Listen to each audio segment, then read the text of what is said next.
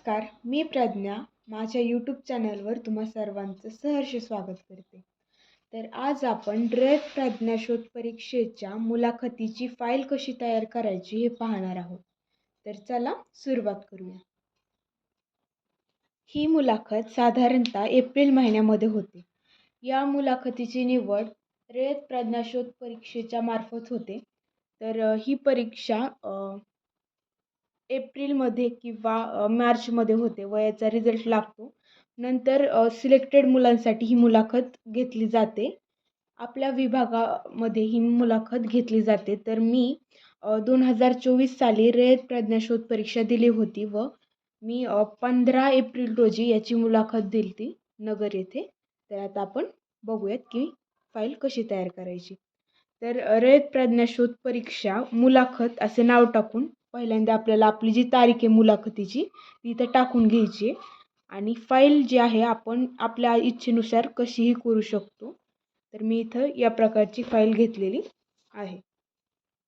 तर इथं आपल्याला एखादा कागद घेऊन त्याच्यावर रयत प्रज्ञाशोध परीक्षा मुलाखत आणि मुलाखतीची तारीख एवढं आपल्याला टाकायचं आहे. त्याच्यानंतर आपण पेज ओपन केल्याच्यानंतर आपल्याला सर्वप्रथम इथं आपला परिचय टाकायचा आहे. तर वरती माझा परिचय म्हणून आपण हेडलाईन देऊन आपला पासपोर्ट साईज फोटो उजव्या कोपऱ्यात लावायचा आहे. आणि नंतर आपलं पूर्ण नाव, शाळेचं नाव, इयत्ता, तुकडी, पत्ता, आपला पूर्ण पत्ता टाकायचा आहे. इथं आपण कोणत्या एरियात राहतो ते, आपला तालुका, आपले गाव आणि आपला जिल्हा.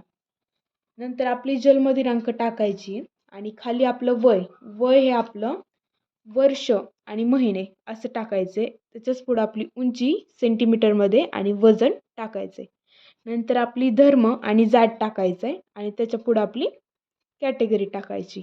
नंतर वडिलांचं नाव, व्यवसाय वडिलांचा, वडिलांचं शिक्षण, नंतर त्याच्यानंतर आईचं नाव, व्यवसाय आईचा, शिक्षण आणि आपला आवडता छंद काय आहे ते आपल्याला इथं टाकायचं आहे. आपल्याला रयत शिक्षण संस्थेच्या या मुलाखतीमध्ये जास्त तर मार्क आपल्या छंदावर अवलंबून असतात. म्हणून छंद हा विषय आपल्याला निवडताना योग्य निवडायचा आहे. नंतर आपला आवडता खेळ म्हणजे माझा आवडता खेळ इथे लिहायचा आहे आणि आपलं ध्येय काय ते आपल्याला इथं शेवटी लिहायचं असतं. तर असं हे पहिलं पेज, माझा परिचय. सगळ्यात पहिल्या पेजवर आपण आपला परिचय द्यायचा आहे.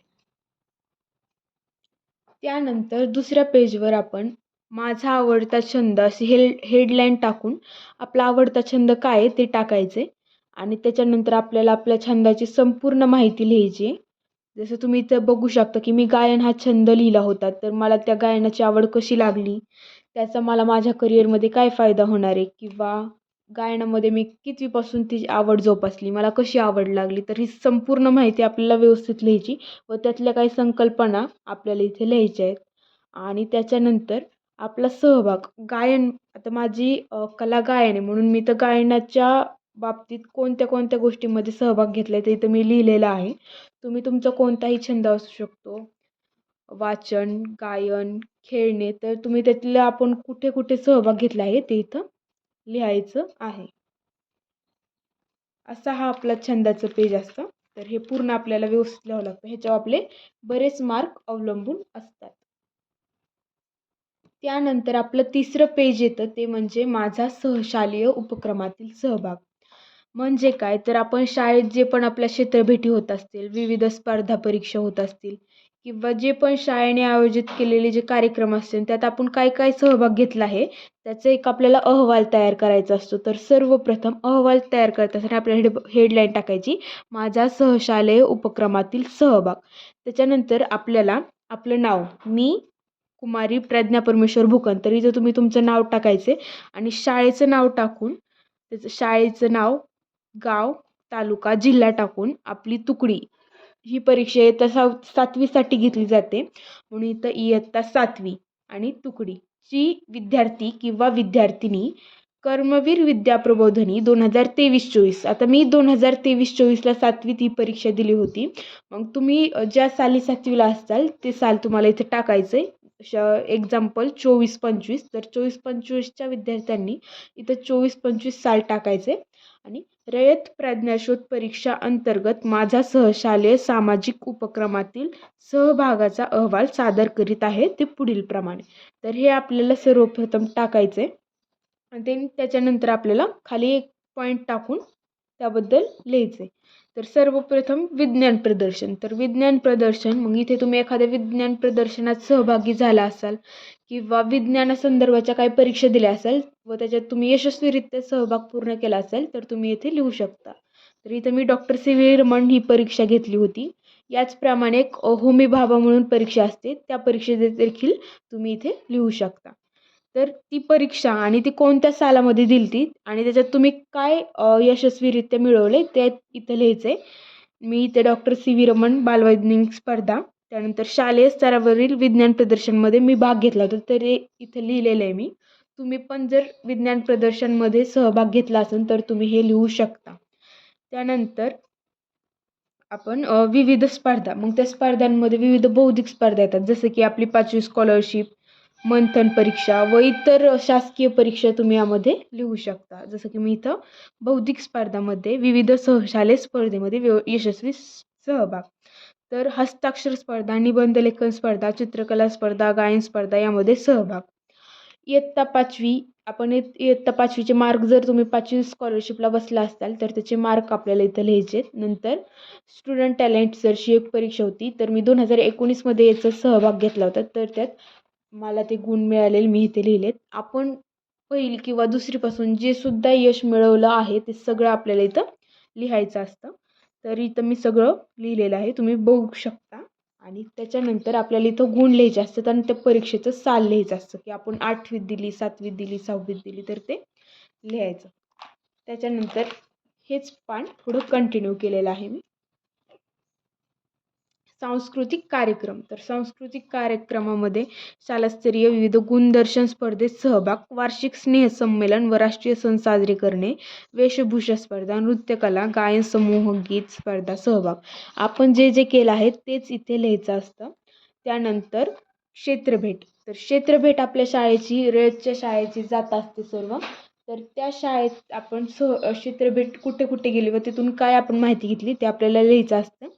तर आमच्या शाळेची सहल ऑइल मिलला गेली होती. तर तिथं मी ठिकाण कर्जत येथील ऑइल मिल आणि भेट देऊन आपण काय माहिती घेतली, लाकडी घाण्याच्या तेलाची माहिती. तर तुम्ही तुमची सहल, तुमची क्षेत्रभेट कुठे गेली असेल ते तुम्ही इथं लिहू शकता. आमची 3 जागेवर मी शाळेत आल्यापासूनच क्षेत्रभेट गेली, तर मी 3 जागांचं इथं लिहिलेलं आहे. तुम्ही जेवढे झालं असेल तेवढे तुम्ही लिहू शकता. नंतर सामाजिक उपक्रमात सहभाग. तर सामाजिक उपक्रमात सहभाग म्हणजे एखादी स्पर्धा नाही, तर सामाजिक उपक्रमात सहभाग म्हणजे एखादी रॅली असेल किंवा काही असेल त्यात तुम्ही सहभाग घेतला असेल. फॉर एक्झाम्पल, मी यावर्षी एका रॅलीमध्ये सहभाग घेतला होता. तर मी जरी 7वीत जरी रॅली दिली असते तर हे मी प्रमाणपत्र इथं मी इथं दाखवलं असतं, पण हे 8वीत झाले. तर तुम्ही अशा प्रकारे काही पण रॅली असेल एखादी किंवा एखादी कोणतं सामाजिक कार्यामध्ये तुम्ही स्वच्छता केली असेल तर त्याचं तुम्हाला सर्टिफिकेट वगैरे काही मिळालं असेल किंवा तुम्ही काही केलं असेल तर त्याचं तुम्ही इथं लिहू शकता. हे सगळं लिहिल्यानंतर पहिला पॉईंट विज्ञान प्रदर्शन, नंतर विविध स्पर्धा, नंतर सांस्कृतिक कार्यक्रम, क्षेत्रभेट, सामाजिक उपक्रमात सहभाग. एवढं सगळं झाल्यानंतर आपल्याला खाली जसं इथं पहिल्यांदा लिहिलं होतं तसंच खाली इथं लिहायचं आहे की मी सहशालेय व सामाजिक उपक्रमात सहभाग घेतल्याने माझ्यातील आत्मविश्वास निर्माण होण्यास मला नक्कीच मदत होणार आहे. यासाठी मला माझे सर्व शिक्षकांनी मोलाचे मार्गदर्शन केले. धन्यवाद. तर या ठिकाणी आपल्याला हे जे 3 ते 4 पेजेसची जे लिहिलेले आहेत ते आपण इंटरव्ह्यूला गेल्यानंतर नक्कीच वाचतात व यावर आपले काही थोडेफार मार्कही डिपेंड असतात. तर ही आपण फाईल व्यवस्थित, ही फाईल आपल्याला आपल्या जवळ कम्प्युटरच्या दुकानामध्ये प्रिंट करून मिळेल. आपण हे सगळं घरनं लिहून जायचं आणि तिथं गेल्यावर ते आपल्याला व्यवस्थित प्रिंट करून देतील. तर याच्यानंतर मी तुम्हाला पुढं काय करायचं ते दाखवते.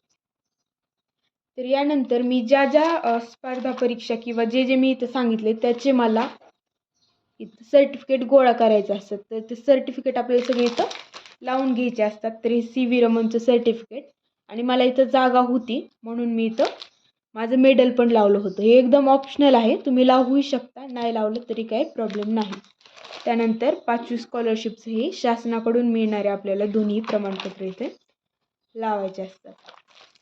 नंतर आपली जी कला आहे त्याबद्दल आपल्याला एखादं प्रमाणपत्र मिळालं असेल तर ते तुम्ही लावू शकता. तरी तुम्हाला हे संगीताचं प्रमाणपत्र मिळालेलं आहे, तर मी हे सुद्धा लावलेलं आहे. त्यानंतर ही मी एक ऑलिम्पियाडची परीक्षा दिली होती, तर त्याचं हे प्रमाणपत्र आहे, ते सुद्धा मी इथं लावलं होतं. त्यानंतर मी इयत्ता 2रीमध्ये ही परीक्षा दिली होती, तर त्याचं प्रमाणपत्र. नंतर मंथनचे प्रमाणपत्र जर तुमच्याकडे असतील तर ते सुद्धा तुम्ही इथं लावू शकता.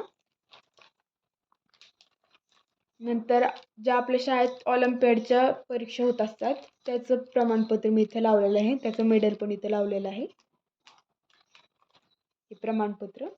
आणि हे प्रमाणपत्र मी एका सेमिनारला गेले होते मॅथच्या, तर ते सुद्धा मी इथं जॉईन केलेलं आहे ह्याला.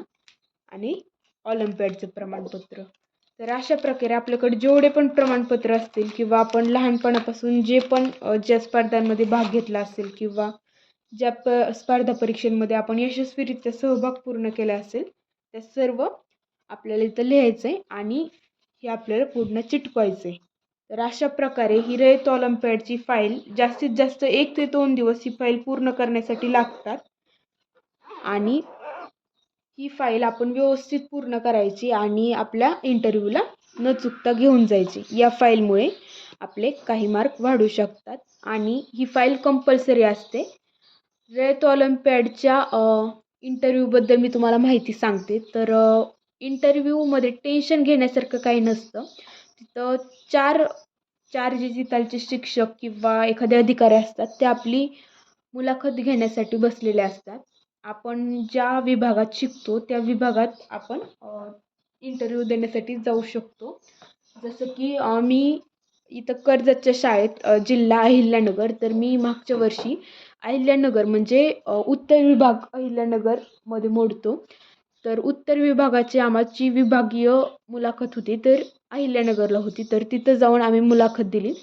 मुलाखतीमध्ये इंग्रजी कर्मवीर भाऊराव पाटील व त्यांच्या पत्नी लक्ष्मीबाई पाटील यांच्याबद्दल माहिती असे हा एक विषय होता. त्यानंतर इंग्रजीमध्ये आपल्याला व्यवस्थित आपलं स्वतःचं पूर्ण मायसेल्फ म्हणजे आपण काय काय स्वतःबद्दल इंग्लिशमधून सगळी माहिती सांगायची असते. त्याला मार्क असतात. प्रत्येक 5-5 असे 4 विभागांना मार्क असतात. अशी 20 मार्कांची एकूण आपली मुलाखत असते. तर मुलाखत झाल्यानंतर त्याचा रिझल्ट आपल्याला यादीमध्ये मिळतो. संस्थेची पूर्ण एक यादी असते, तर ती यादी अशा प्रकारे असते व आपली जी रँक असेल ती यानुसार आपल्याला त्याच्यामधून कळते.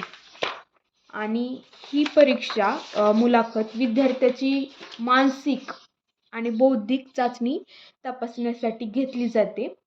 ही आपण एवढ्या कमी वयात ही मुलाखत देऊ शकतो, ही एक यातली महत्त्वाची गोष्ट आहे. म्हणून या संस्थेने ही परीक्षा आयोजित करून मुलाखत ठेवलेली आहे. तर माझ्या व्हिडिओचा तुम्हाला नक्कीच उपयोग होईल अशी अपेक्षा करते आणि शेवटपर्यंत ऐकल्याबद्दल धन्यवाद. माझा व्हिडिओ जर आवडला असेल तर नक्कीच चॅनलला लाईक, शेअर आणि सबस्क्राईब करा. धन्यवाद.